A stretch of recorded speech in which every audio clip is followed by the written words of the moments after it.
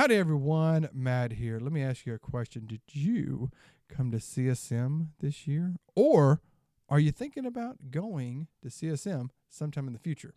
Let's talk about that.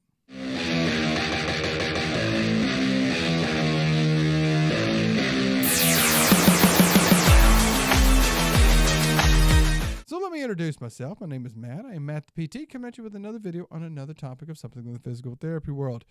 In this video, I thought I would talk about CSM, Combined Section Meeting. That was the meeting just a few weeks ago over in Houston, Texas. My experience about it, and I was also seeing stuff like leading up to CSM, and people were asking someone, should I attend it? Should I go? What should I expect? So I know next year there's probably going to be some of these same questions coming up, so thought I would just talk about this so you could reference this and make a decision about going. So first off, just to lay it out there about the whole thing of really what it is, CSM is short for the Combined Sections Meeting. If you're an APTA member, if you're familiar with the APTA, we have different little subsections in it. And it's everything from like orthopedics. The orthopedics is a section. But there's private practice, there's geriatrics, there's aquatics, there's federal, there's education, there's oncology. There's all these subs. I cannot think of offhand exactly how many they are.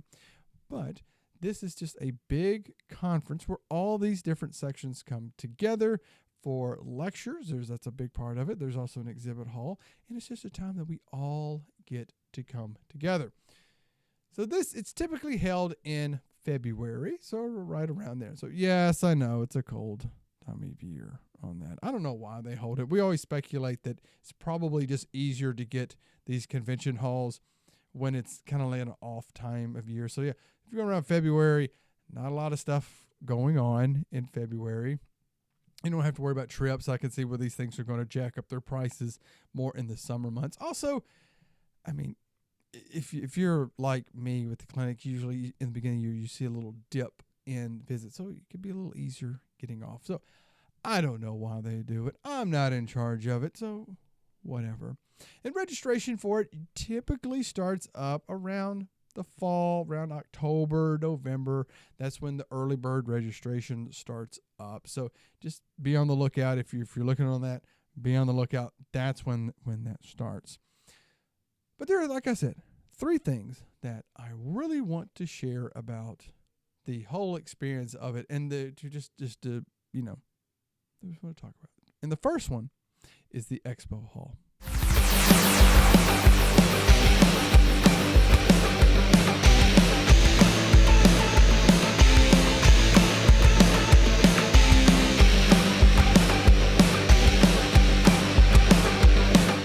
Now, the expo hall is probably the biggest draw of the whole thing. It's almost like the main thing, like your eyes go to and really see. And what it is, and where these are held, they're in huge conventions that are huge. I don't even know how many square footage these things. They're monstrous. But there is row after row after row of all sorts of vendors. You're going to have products and devices. You're going to have recruiters and career stuff, and you're going to have schools and all of that. It's just all mixed in. And there's often some of the big time places. I would say like TheraBand, they are going to be there. Some of the big schools like St. Augustine is going to be there. Some of the educational, of course, like the McKinsey people, they're always going to be there as well. And then some of these big time recruiting agencies are going to be there. I don't really know them offhand because I haven't dealt with recruiters in quite a while, but they are all there. And it provides a great opportunity for several of these things. So first, with the products, I really like this because, if you're on social media, you see these things coming up, people utilizing them. Maybe the ads are coming across. You see these things, and you get the chance to see it in person.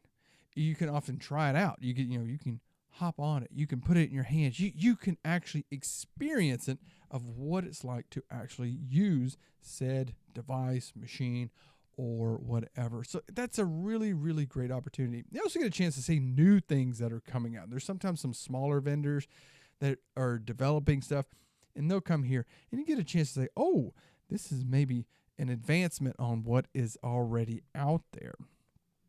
So like I said, you get a good chance to like try it out to see, is this something that maybe we would want to purchase or maybe I would want to utilize with patients. Likewise, it gives you a good chance with those vendors to ask questions. So you may have, a type of resistance bands or, whatever kind of device, and, they happen to be there. And it's like, well, can you tell me more about it? Because you may just have a very basic understanding of it, or it's like, hey, we used it like this. Are there other ways to do it? And they can often instruct, what you and however to utilize it. Also, what I like is I give them feedback on the products or whatever, just to say, hey, this is what I'm dealing with in the clinic before. I think I've had before with some kind of resistance bands, and they had this, lo and behold, happened to be there, and just chatting with them. I said, yeah, I got away from using those because they broke really easy. I just noticed that patients were coming back after, a couple of days saying, yeah, it broke. So letting them know that feedback, that this is what people and, what our patients are saying. Maybe it's not comfortable, say like, oh yeah, this thing is all cool, but what I'm hearing from patients when we maybe use this device, that they're like, it's not really comfortable. Or we may say it's not really user friendly. It takes me too long to set it up, and I don't have a lot of time to do that. So I'm not going to use it. Is there a way that you can possibly cut that down? Additionally, let them know about price. That's a big thing. That is probably one of the biggest things I'd love to talk to vendors when, looking at something and it may be interesting to let, find out what's it cost. Now, I will say, you often, if you're wanting to buy some product or something like that, you can get a pretty good deal at CSM. They have them there. They usually have them for a cheaper price. So if you're trying to buy something fairly big, you can get it pretty cheap. But I tell them like, oh, cool, you got this amazing bike that does all of these things, but it's $8,000. Like that may hinder you in selling them, because $8,000 is a lot to put out at one time. So it allows them to think of some way of maybe financing or stuff like that. Or again, if you're, I would say if you're running your private practice, you may not have $8,000 to purchase that. You may not have the population to do that. Now, if you're running into the thing, I've run this in the past with these big organizations. It's like, yeah, this bike is all real cool and all that. And I would see that we would use this, but again, that company's going to look at the price going, oh, $8,000. I don't know. Could we find a cheaper one? Because that's how they usually are. But I give them that feedback in constructive, nicely saying, hey, this is what we are experiencing, because I feel like this does help improve therapy in the rehab experience if we give people these feedbacks. There's also career opportunities. Like I said, there's all sorts of recruiters. There's different companies in all different settings. A lot of travel places are there.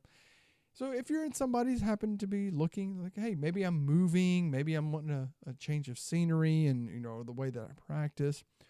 Or if you're a student, so I say, hey, I'm getting pretty close to graduation, I really don't know what to do. You get a chance to talk to some recruiters, some organizations, and you can get an idea of what is out there and where. Additionally, you can ask them, those career questions. Talk to them about, what's the pay? What are the benefits? And when I talk benefits, it's just not health insurance. Things like short-term, long-term disability, 401k, retirement. Do you have an HSA type plan for your health insurance? What kind of continuing ed budget do you have? You can get all of that information and just really dig in to prepare yourself when you step out into the into the real world, into the working time. And additionally, education. Now, I mentioned earlier that there's the McKinsey people, they're there, but there's all sorts of schools. Typically, they're not focused on the entry level because everyone there is either a student or licensed PT, PTA.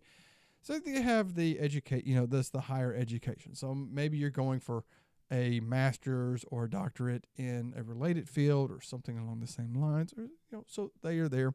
And then, like I said, those educational things with courses. So like there's dry needling, of course, McKinsey. I think I saw PRI was there. There was some stuff for canine therapy, but you get those educational things that are there. And again, an opportunity to ask questions about the courses. Maybe you get a discounted rate on signing up for a course while you're there. So you get to see what else is out there. And then that leads to the next thing, which is the education that goes on at CSM.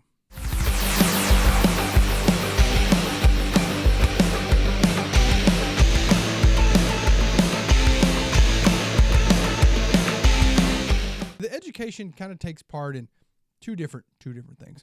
So part of the lecture hall, they have poster presentations, and those go every day. There's different posters. There's like a huge section set aside for the posters, but all 3 days there are posters that are out there. And if you're not familiar with the poster, it is like what I said. It's a giant poster with a breakdown of a research. So a group of people maybe did a case study, cohort, randomized controlled trial, meta-analysis, something along those lines. They did this research, they wrote it up, and it's a brief synopsis of what they did.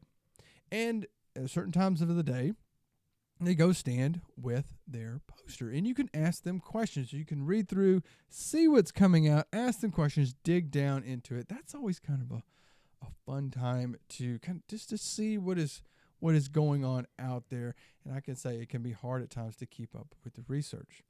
Now, the other big part of the education are the lectures. These are the big thing. I think this is what really kind of started the whole thing. Like I said, the combined sections meeting, all of these sections have lectures. And they are from people like you and me, these people that do the research, the people that are out there that are experts in these different areas of physical therapy, rehab, healthcare, what have you, that they submit these proposals months in advance, and they have these presentations. They go on 3 times during the day, so 8, 1, and 3. And then typically around 2 hours. But they may present research. They may present, a talk about their education or a certain subject. And you can pick to any of them that you want to go to. So that's the thing. So people think like, no, like I have to pick someone. I register. Do I have to go to the? You can go to any of them that you want. And you can change your mind on it. You could be sitting in one and thinking, oh, man, this is kind of boring. This really wasn't what I think. And you can just hop out and go to another one there. So it's a great opportunity to listen to this research. You can ask questions. They typically have a Q&A section at the end of it. You can ask them questions on their research or those things with it. And very importantly, with attending the lectures, you do get CEU. So you do get those continuing education points of that as well. And then this leads to probably the most fun thing, the best thing that I really enjoy about it is the networking.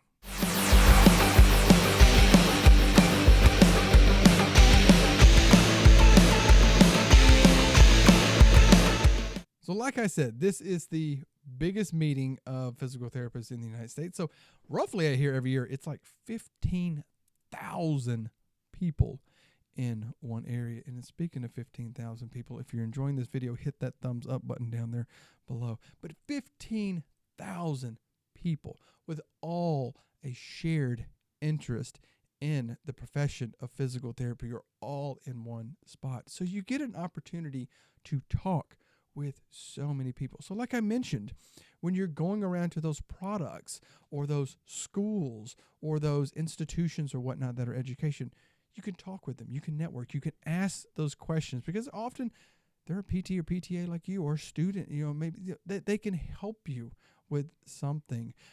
When you go to the lectures, you get an opportunity to maybe grab them afterwards to say, hey, I have some questions on some of your other work. Do you have a chance to talk? And you can get that. You get that one-on-one. And what I really love is I get to see people that I get to interact with it on here. You get to see them in person, live. I know some of us work in clinics with just a few people, and it's nice to get outside of that. And you can go meet for lunch or dinner or breakfast or drinks or whatnot. You can talk PT. You can talk those other things. And it can be very beneficial because it can help you in your career. I have actually had that happen a few times, that you end up talking with somebody at a conference or somewhere. You get their contact information, and maybe in a couple months, maybe a couple years down the line, or something comes up, and it's like, hey, let me reach back out to them on something they have. Maybe they are looking for somebody with your skill set, or the knowledge or things that you have, and it can open the door open for you. Again, and then, if you're doing something like on social media, it's a great way to meet people, to talk with other people that are in things that you are wanting to grow with. So it's an amazing opportunity to meet so many great PTs, PTAs, and students of PT and PTA. This is so there. So my recommendation, in just wrapping this all up, is that I thoroughly enjoyed CSM 2025. I always enjoy CSM anytime that I've gotten to go, because of those things. It's just great. It gets you out of the clinic. It gets you around other people. It's such a great, enjoyable time. You get to see a new city sometimes. You get to see new faces, like I said. Now, if you're worried about it, I will say there are some things to prepare for it. It is a bit costly. I think if you get the early bird, it's around $400 and something, depending on if you're a PT, PTA, or a student. So it can be a little costly. Plus, if you're looking at the travel, so if you have to fly there, that could be costly there. The hotels could be costly that around there, because, again, everything around it knows that there's a conference coming, and so they can boost up their prices. That always gets me with like the hotels and like the Ubers and stuff like that, because they know that you're there, so they're gonna add a few bucks on there and then knock that on up. But if you are seriously thinking about it, start planning now. You can start cash flowing it, meaning that you're just setting money aside every month. So every paycheck, setting aside $20, $50, $100, whatever that you can, just setting that aside to say, all right, this is for CSM 2026, and just setting that aside. You may also use your continuing ed. Some companies allow, like, hey, because you do get continuing ed, when you go, you can utilize some of that budget. And I would say when you go, wear comfortable shoes. Very important. Wear some comfortable shoes, because you're going to be on your feet all day. Bring some bags with you, because you're going to be getting a lot of, paperwork, and, you may pick up a thing or two. I will warn you, Theracane is there. They've been there the past two I went to, and they're giving out Theracane, so you probably have been seeing those all over the line. But you can't take a Theracane through TSA. So if you go to CSM 2026 and Theracane is there, and they give you that Theracane that you get to have, make sure that your luggage is big enough that it fits in there and that you can check it, because people were saying they were having a hard time getting them through the TSA checkpoint, excuse me. So make sure that you have that. So, bring an extra bag, have extra room in your bag. Look at cheaper flights. If you happen to be closer to you one year, so it's in Anaheim this next year, and I cannot remember where it is after that. Look at saying, oh, you know what? That's a flight across the country. It's going to be more costly. I would say Anaheim is a more expensive place. I may hold off, because it is going to be a little bit more costly, but it's going to be a little closer to me in 27, so I may end up going there. Looking at the hotel. So, of course, if you happen to have friends or family in the area, look staying there, or just staying with other people. So there are ways to make it very, very cost effective to attend. So there you go. That's a bit about CSM 2025. Something, again, I look forward to every year. You have a lot of memories. I have memories of all the ones that I've went to, and I look forward to attending as many more as I possibly can, and I look forward to meeting more of y'all at them, or out and about, or any of that. So if you enjoyed the video, hit that thumbs up button. Consider subscribing to the channel. The channel is growing. Thank y'all all so much for subscribing and listening to me ramble and talk about these things. Thank y'all so much. Share your experiences about CSM, either for 2025 or maybe in the past, or what are you looking at doing in the future? Share that down in the comments. Let's get a discussion going there. So, all right. And like always, take care of yourself. Take care of your patients. I'll see you next time.